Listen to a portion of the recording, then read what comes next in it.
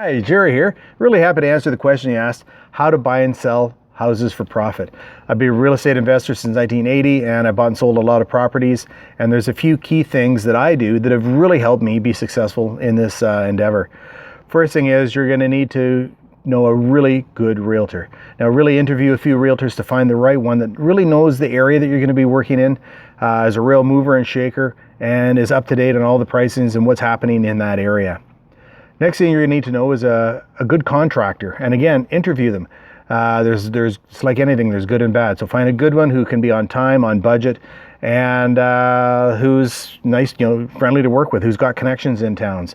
Same with an electrician and a plumber. If you're not going through a contractor, if you're going through a handyman, you're going to need to talk to plumbers and electricians. They can be sometimes hard to pin down on a time because they've got a lot of jobs lined up.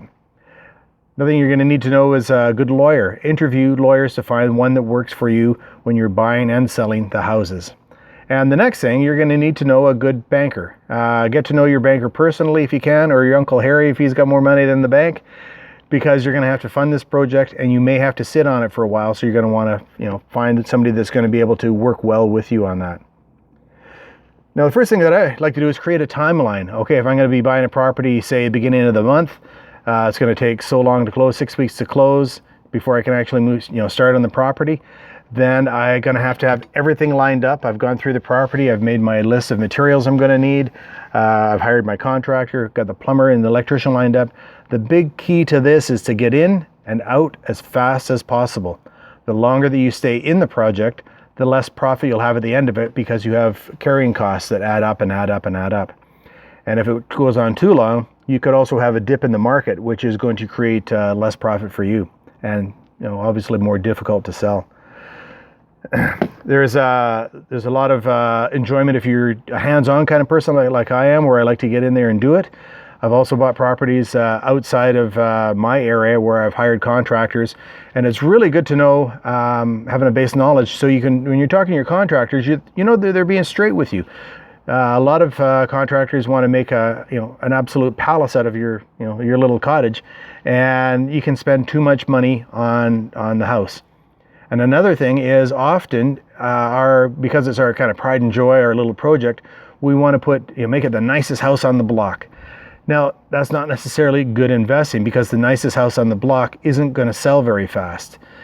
A nice looking house on the block that everything is done and up to snuff, everything looks good, but doesn't have a new in-ground pool, doesn't have all the fancy stuff, that's going to sell real quick. And it might not sell for quite as much, but you're going to be able to have a faster turnaround and have less risk of your capital out there. It's a really great way to create some income, using it as an investment tool. One of the drawbacks that I find in it, it's very up and down. It's hit and miss sometimes. So I like to have some kind of consistent money coming in that I can, if, for example, I've got one house that I wasn't able to sell, so I've got a renter in it, so I've had to change into plan B on that. And that's okay, that's not a problem. That was part of our contingency plan, but having a consistent flow of money coming in is really key.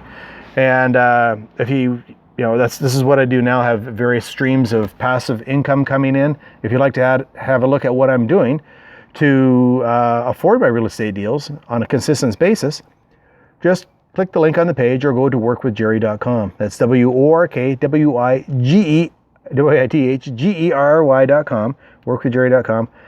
Click the link, go to the website, and we'll show you a 45-minute video how I got involved in this online business that I'm doing now that has really helped to keep the steady flow of income coming, actually more of a steady flow like this, and keep me looking at real estate deals. This is Jerry signing off. Thanks for watching my video. Have a great day out there.